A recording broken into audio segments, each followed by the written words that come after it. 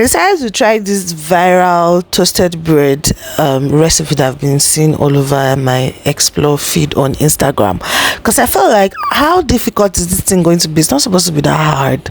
So I started the process that I saw. So I was wondering, like, so you can put egg in toasted bread, like raw egg, and it will come out really nice. I was like, okay, let's try it.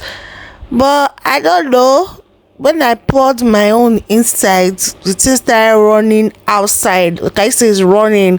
That's the first shock. I was like, but when they put on their Instagram on, did not run. What's wrong with my own? What did I do wrong? Maybe I should have made the toaster a little bit hotter. I don't know. But that it was sharp running. But I was like, I'm gonna trust the process. I'm gonna trust the process. I put the bread, and I was like, I will wait. I beg. It didn't work. The thing was pouring from my what's it called? Toaster. So I just tried it.